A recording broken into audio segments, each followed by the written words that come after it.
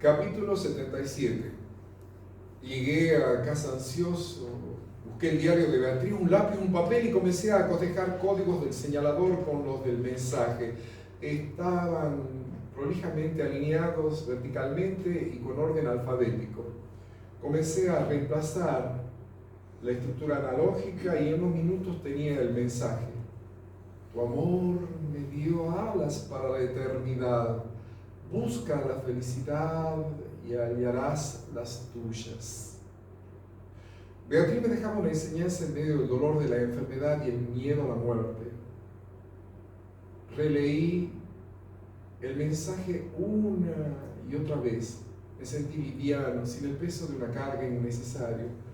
Recordé rostros, personas que habían pasado de largo en mi vida. Preparé un té de hierbas, lo bebí a sorbos de pie ante el cuadro de Renata. Me sentía aliviado de saber que si mi hermana decidía viajar de Mendoza a Tucumán para visitarme, hallaría su cuadro en un lugar privilegiado. Al otro día cumplí con mi promesa de visitar a Griselda y Tiburcio. Ella me pidió la traducción del mensaje y soltó un suspiro profundo al recibir esa revelación. Después sirvió café en el living. Tiburcio se sumó a la mesa, se mostró locuaz, extrovertido. Casi era el mismo que conocí en mi noviazgo con Beatriz. Eso me dio mucha felicidad y más cuando ya estaba por irme y preguntó, ¿volverás? Más tarde, ya en casa, me llamó Marcela para pedirme que le enviase las fotos que nos habíamos tomado en el Uritorco. Revisé las imágenes y caí en cuenta de una rareza en aquel registro lugar en el que dejamos a mamá. Unos rayos similares a los que aparecen en la imagen de Jesús de la Divina Misericordia descendían desde lo alto dominando la escena, pero dentro de ellos había algo. Parecía observarse a alguien llevando en brazos a otra persona. Justamente me pareció que si alguien se ajustaba a los parámetros con los que identificamos a Jesús. Me comuniqué de inmediato con mi hermana y le hice notar esa rareza. Ella lloraba desde el otro extremo de la comunicación.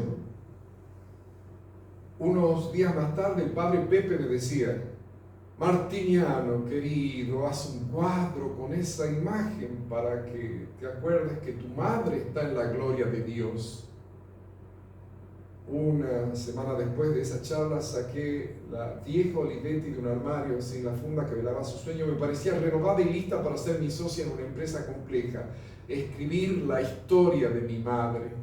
Para emprender esa tarea tan ardua necesitaba ese sonido acompasado de los tipos golpeando la cinta entintada y dejando huellas en el papel. Me sumí en el recuerdo de innumerables conversaciones que había mantenido con mamá sobre sus desventuras. Mi temprana madurez me convirtió en confidente, psicólogo de esa gran mujer que me había dado la vida. ¿Con qué comenzar? Con su nacimiento. Había que seguir un orden cronológico. Sería mejor iniciar con el hecho que más la conmocionó, la muerte de su padre. ¿Cómo hubiera sido su existencia sin el asesinato del abuelo? Quizás mamá podría haber sido muy feliz, aunque la pobreza fuera una constante. Seguramente mi abuela María, de quien me contaron que era hermosa, nunca se hubiera quitado la vida. Mis tíos jamás hubiesen sufrido el abandono, dolor de ser separados. No hay que olvidar los castigos de la malvada abuela y su no menos maldito marido. Quizás hasta nosotros no hubiésemos existido. Los hechos regresaban en la voz de mi madre con esos ecos nítidos del relato. Había superado la falencia de nunca haberla grabado ni tomado apunte. La máquina me pedía cambiar de hoja cada rato. Estaba hambrienta de esta historia en la que los personajes tomaban vida y movimiento. El capítulo inicial de la muerte del abuelo Nicasio lo atravesó como esa misma artera puñalada que le quitó la vida. Evocó una vieja foto en la que aparecía junto a María y Berta. Su abuela estaba sentada con la bebé en sus brazos. Nicasio, con fino bigote negro, permanecía de pie a su lado. La escena estaba muy posada y ninguno sonreía. Eran las fotografías de esa época. Los capítulos transcurrían incesantes, aprovechando la luminosidad de la memoria. Las tazas de café, vasos de whisky y algunas cajas de pizza se acumulaban. Dormía poco, trabajaba mucho. Apagó el celular para que los editores no lo insolaran con pedidos. Y cada vez que el cansancio lo quería vencer, levantaba la mirada del papel en el que su máquina escribía los caminos de la historia y observaba aquel cuadro que le recordaba que su mamá estaba en la gloria de Dios.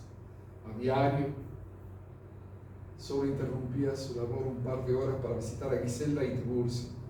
En poco más de 9 meses la historia estuvo concluida, corregida, revisada. El punto final marcó la satisfacción de haber cumplido su promesa. 2 semanas después recibió el escueto mensaje de la editorial de Buenos Aires.